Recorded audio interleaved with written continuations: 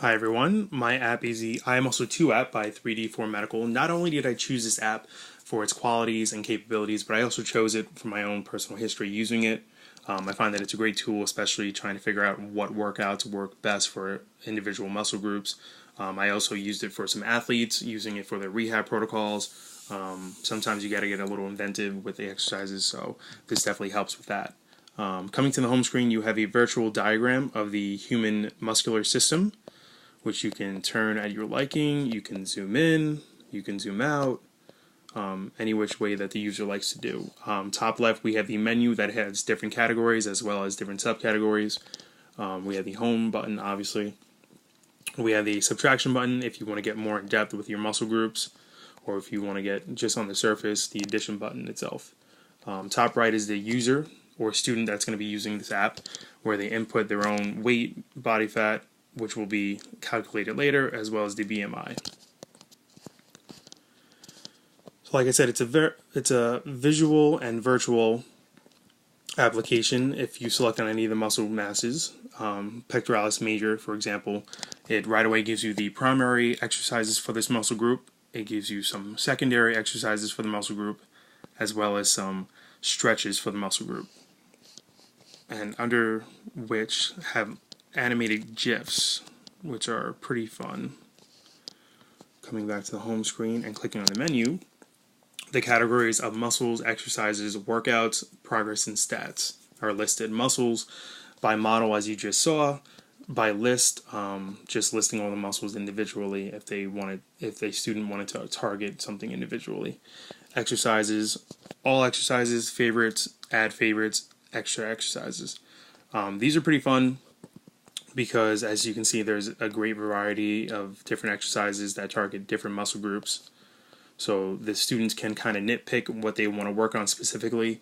For instance, if you want to click on the V sit-up, not only does it give you a little animated GIF on the left hand of the screen, but it also gives the student a preparation, execution, and various comments to improve their performance and their execution of the exercise. At the bottom, we have the primary muscle groups that are going to be targeted, as well as the secondary muscle groups that will be targeted through this exercise.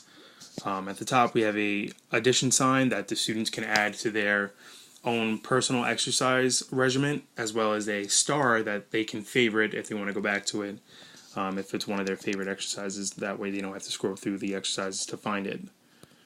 Going back, we have the workouts, preset workouts, my workouts, and favorites. Preset workouts are developed by the app itself, and it gives it a little of a personal trainer kind of effect to it, giving it day 1, day 2, different things that can be targeted through a daily routine.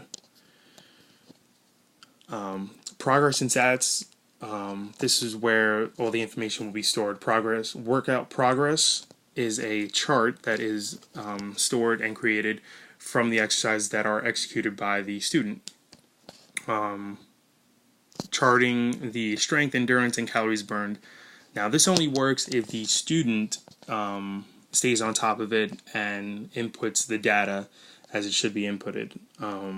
Body tracker, on the other hand, is something that needs to be measured. So this is more of a body mass index or a girth measurement that should be taken either by the student or the instructor, just showing an increase over time in the muscle groups. So for example, if we select upper arm, we could put 17. That way, day 1, the student knows what they have, and over time and through the lesson should see an increase after utilizing the app and the exercises. I find that these two statistical charting systems, if you will, are really fun, and the students can see their progress over time. I think that's really important for students not to get discouraged. So if they see a little progress, I think that would be great for them. The only thing about this app is that it doesn't store information via emails or some hub network. It seems as though it will need to be on the honor system, where the student charts their development and either tells the instructor or creates a chart on their own and hands it into the instructor so that they have their information also. Other than that, I find that it's a great application, especially for a strength and conditioning lesson in physical education. I find that it does give the students the ability to create their own personal workouts and regimens as opposed to being told what to focus on and how to focus on it. Kind of lets them be their own personal trainers. So that's all I got. That is the iMuscle2 application.